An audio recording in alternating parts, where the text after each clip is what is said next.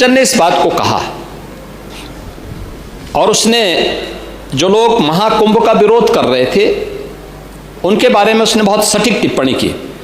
उन्होंने कहा कि पिछले 1.5 महीने में आप वामपंथियों समाजवादियों की बाल खगाल लीजिए, महाकुंभ को लेकर के विश्व भ्रमण के अलावा कुछ नहीं दिखेगा। गंदगी, अव्यवस्था, पर्यटकों की परेशानी के अलावा इनकी बजबजाती वाल पर दूसरी कुछ भी नहीं मिलेगा। लेकिन इन सबसे इतर धरातल पर इनकी बजबजाती विचारधारा का कोई असर नहीं है। हज के दौरान अव्यवस्था से होने वाली सैकड़ों मौतों पर चुप्पी साध जाने वाले भारत के वामपंथी सेकुलर स्कॉलर महाकुंभ की भव्यता पर उल्टी करते नजर आए हैं। हर बार इनकी कोशिश महाकुंभ को बदनाम करने और फेल करने की रही, लेकिन ऐसे तमाम लोगों की मंशा को दरकिनार करते हुए करोड़ों लोगों ने आस्था की डुबकी लगा करके इनके जले पर नमक छिड़कने का ही काम किया। उन्होंने आगे लिखा है कि महाकुंभ के दौरान दुखद हादसा हुआ, इसके बाद भी आस्था और विश्वास तमाम परेशानियों पर भारी पड़ी। तीर्थयात्री समस्त परेशानियों और मुश्किलों का पहाड़ चढ़कर भी प्रयागराज महाकुंभ पहुंचे, वहां से स्नान कर खुशी खुशी वापस लौटे। रिश्तों के जटिल समीकरण का परिभाषा गढ़ता महाकुंभ अब समारोह की ओर है, लेकिन यहां से निकला संदेश हर सनातन के मन में अमिट छाप छोड़ गया है, जो वर्षों तक लोगों की बतकही और कहानियों में जीवंत रहेगा।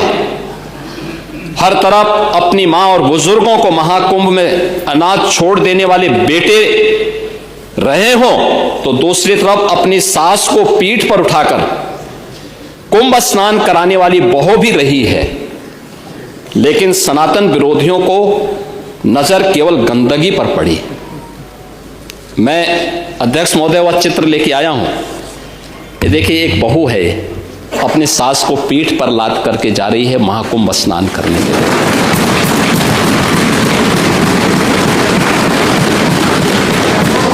यही नहीं, आगे एक और बात कहते हैं। किसी ने सच कहा कि महाकुंभ में जिसने जो तलाशा उसको वह मिला। गिद्धों को केवल लाश मिली,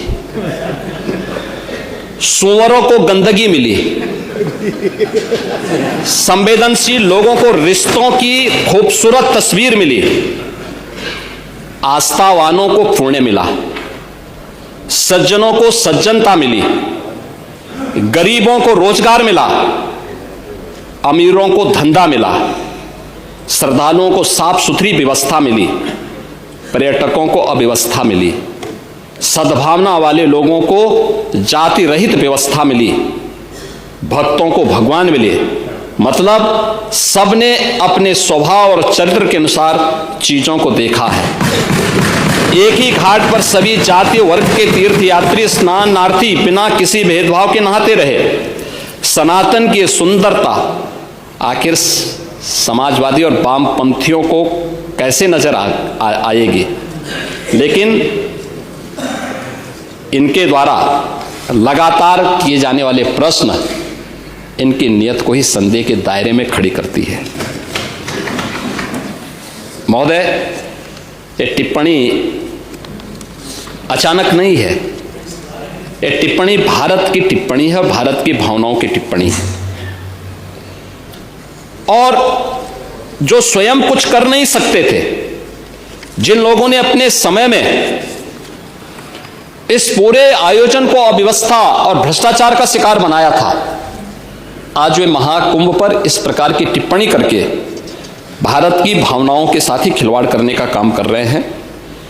और मैं तो केवल इस बारे में एक बात कहना चाहूंगा कि महाकुंभ ने पूरी दुनिया को भारत की सनातन एकता का संदेश देकर के एक भारत श्रेष्ठ भारत के प्रधानमंत्री मोदी जी के विजन को ही चरितार्थ करके दिखा दिया है कि विश्वास है तो पूरा भारत अपना सहयोग देने के लिए उतनी ही तत्परता के साथ खड़ा है जो महाकुंभ में दर्शन होता हुआ दिखाई दे रहा है।